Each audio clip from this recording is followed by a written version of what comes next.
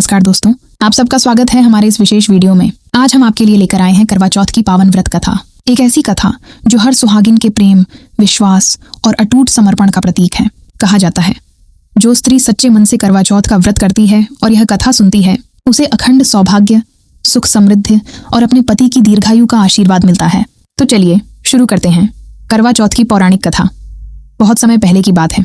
किसी नगर में एक धनवान साहूकार रहता था। बड़ा दानी, बड़ा धार्मिक और सबका प्यारा। उसके 7 बेटे और एक प्यारी सी बेटी थी, जिसका नाम था वीरावती। वीरावती बहुत सुंदर, संस्कारी और सबकी लाडली थी। समय बीता।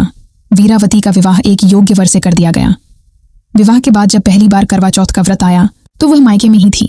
सुबह उठकर उसने स्नान किया, साफ वस्त्र पहने, माता पार्वती और भगवान शिव की पूजा की और संकल्प लिया, मैं आज पूरे दिन निर्जला व्रत रखूंगी अपने पति की लंबी उम्र के लिए। दिन भर वह माता पार्वती की आराधना करती रही। भूख प्यास की परवाह किए बिना पूरे मन से व्रत निभाती रही। शाम ढल गई, लेकिन चांद निकलने में बहुत देर हो रही थी। वीरावती अब बहुत कमजोर महसूस करने लगी थी। उसकी आंखों के आगे अंधेरा छा गया और वह बार बार बेहोश होने लगी। ये देखकर उसके 7 भाई बहुत घबरा गए।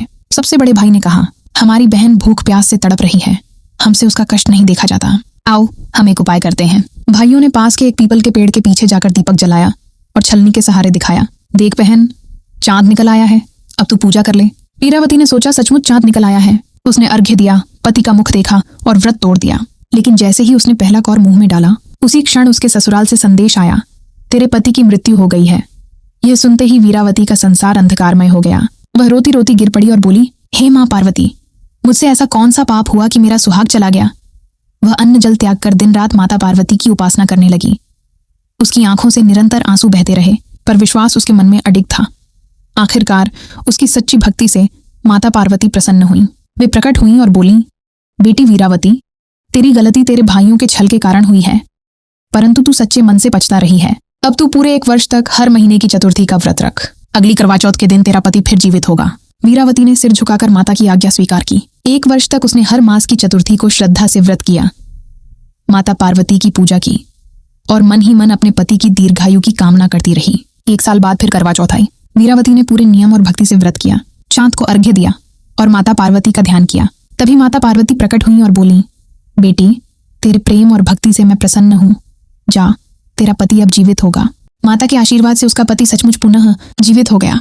वीरावती की आंखों में आंसू थे, पर अब वे आंसू दुह के नहीं, आनंद के थे। उसने माता पार्वती और भगवान शिव का धन्यवाद किया और प्रण लिया कि हर वर्ष वह श्रद्धा से करवा चौथ का व्रत रखेगी।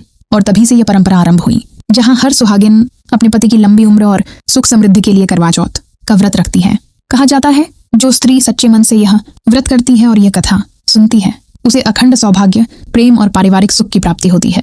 अगर आपको यह कथा पसंद आई हो तो माता पार्वती और भोलेनाथ का नाम जरूर लें। जय माता पार्वती की, जय करवा चौथ माता की।